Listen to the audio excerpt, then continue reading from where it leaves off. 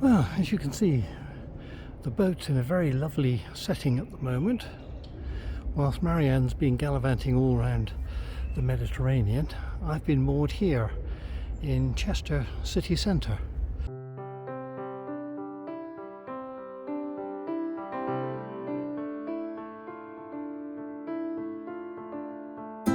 Up there, just through the trees, you can see the line of the old city wall, which is a great way to get around Chester. I often walk up those steps there, up onto the city wall, and you can get to anywhere in the city very quickly. Now the reason I'm here is not so nice, unfortunately. I originally came up here because I was going to... Sorry, I thought that chap was going to step on the boat for a minute. It has happened once since I've been here, and they seemed surprised when I objected. Yes, I was hoping to, in my days travelling this year, to meet up with my daughter and her family, and it then transpired that she was close to Chester looking after my ex-wife's cat. So decided that I would come to Chester rather than go on the Leeds and Liverpool Canal.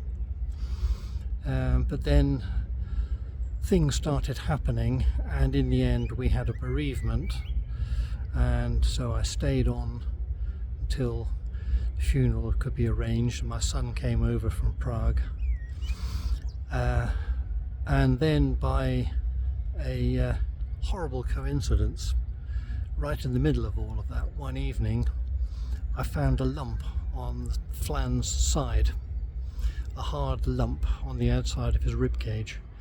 I took him to the vet the next morning, and by then we'd already found another lump, and he is seriously ill. There's no two ways about it.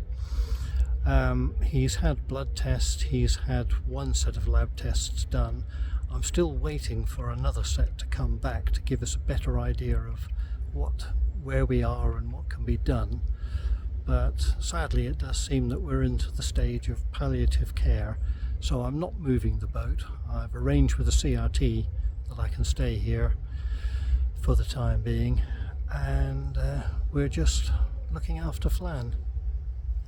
So that's where we are and why I'm here. Right, this is an interesting little section of the Shropshire Union. The lock you can see in the distance.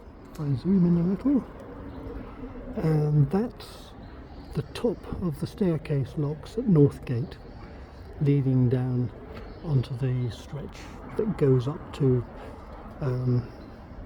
Ellesmere Port.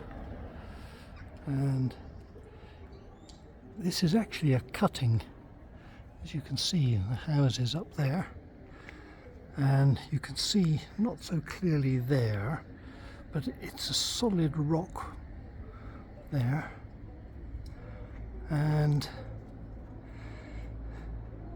apparently the first plan was to make this a tunnel, but something to do with some Roman remains they discovered, they ended up making it a cutting instead. There's a few places around the network where places started out as a cut and cover tunnel, and then due to increased maintenance costs they ended up removing the cover and called it, and it becomes a cutting. Some of them are still called tunnels even though they don't have a roof. There's one on the Oxford Canal. Right, I'll look at those bridges when I get a bit closer. So I've staggered a little further down carrying bottles of water, so you can see the rock wall much more clearly here. And up there is a building which used to house a Blue Coat school. There were a number of Blue Coat schools around the country. I know there's one in Reading, and they were founded some time ago as a charity, and the pupils wore blue coats. And that big bridge over there, the second bridge that is, that's the north gate of Chester. So the city walls are on our right here. I've just discovered that up there by the North Gate, well, the North Gate, was the Chester Jail. In a lot of old cities I've been in, the jail always seems to be by a gate, a city gate. I guess the gatehouses were built strongly, so they just added a few cells. But that very precarious looking bridge there, I'll zoom in a little bit, is apparently there so the prisoners could walk across it to the Bluecoat School, to the chapel. I hope they had handrails in those days, because I wouldn't like to walk across it now. That's a long way down. Well, today marks my last day in Chester after a very long stay in the end, 2 months almost. But it's now time to move on because everything's run its course. As I said, my ex-wife passed away not long after I arrived, so I stayed whilst my son came over from Prague, and we stayed for the funeral. And at the same time I realised that Flan was ill, and we now know that he had an aggressive form of cancer, lymphoma, and from the moment I discovered the first lump, it was 3 weeks of a fairly steady decline. His appetite was affected. I was switched quite quickly over from normal cat food to just treats. So chicken, sliced cooked chicken, bits of bacon, bits of cheese, which he was always very fond of, and also trying to get some steroids into him via crushed up pills. At the end, he just seemed uninterested in eating and seemed to find it quite difficult anyway, swallowing. So I think the last thing I was able to give him was I actually smeared butter on my fingertip, and he licked it off. But it got to the point where he was losing weight, losing mobility, very unsteady on his feet. So obviously I couldn't move the boat, and we got to the point where it was really cruel to carry on like that. So I went along to the vet, and he gave him the final injection. I thought about if there was anywhere suitable I could think of as a burial place.